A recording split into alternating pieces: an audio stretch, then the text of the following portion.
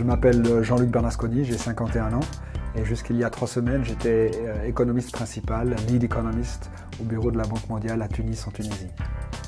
Le travail d'économiste principal dans un pays comme la Tunisie consiste grosso modo en trois gros types d'activités. Le premier, c'est le dialogue de politique. C'est là où la Banque mondiale, par l'intermédiaire de ses économistes en particulier, donne des conseils, discute avec le gouvernement, dans le cas précis le gouvernement tunisien, sur les politiques économiques et sociales, sur les menus d'options qui existent, et donne des conseils notamment à la lumière des expériences d'autres pays. La deuxième composante, c'est une composante de soutien financier, notamment sur la base des politiques économiques qui ont été discutées lors du dialogue, de fournir au pays des ressources concessionnelles pour qu'il puisse financer son budget, financer des programmes de développement, des programmes d'infrastructure. Et la troisième composante du travail, c'est un travail de recherche et d'études et de suivi d'analyse économique, puisque la Banque mondiale a ce rôle-là aussi. Ce qui m'a motivé pour rechercher un poste d'économiste à la Banque mondiale, c'est bien entendu l'institution, la capacité de cette institution de générer du savoir. Si on est économiste du développement, la Banque mondiale est l'endroit où on veut travailler. C'est l'institution primaire en matière d'économie du développement, non seulement en matière d'analyse, de recherche, mais aussi en matière de contact avec ceux qui prennent des décisions politiques et qui sont capables de faire une différence dans leur pays.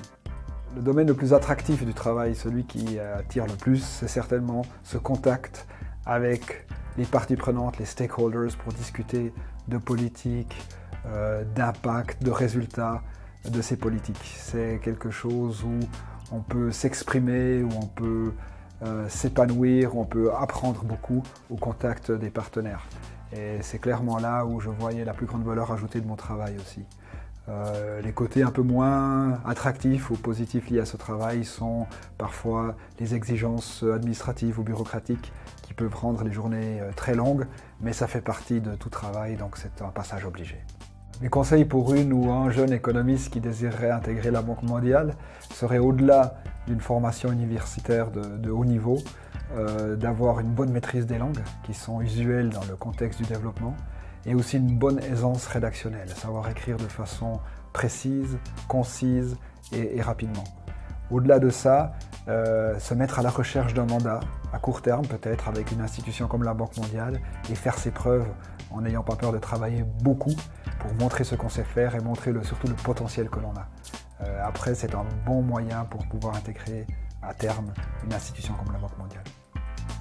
Depuis quelques semaines, j'ai commencé un nouveau travail à l'aide humanitaire de la Direction du développement et de la coopération. Pour moi, l'objectif était, après 20 ans dans le domaine des politiques économiques et des réformes, de changer, d'aller vers des actions peut-être plus à court terme, plus concrètes, plus directes, plus près des gens. C'est un grand défi, une transition qui me semblait très intéressante pour quelque part une nouvelle carrière ou un enrichissement de ma carrière. Moi, je suis persuadé que je vais continuer à finir ma carrière, ce qu'il en reste, les 15 années ou 16 années qui restent dans le domaine du développement.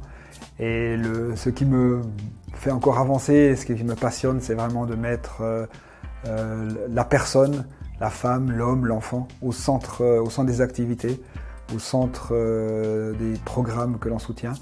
Et c'est ça c'est le feu sacré un petit peu qui me fait avancer et qui me passionne tous les matins quand je me réveille et je viens au travail.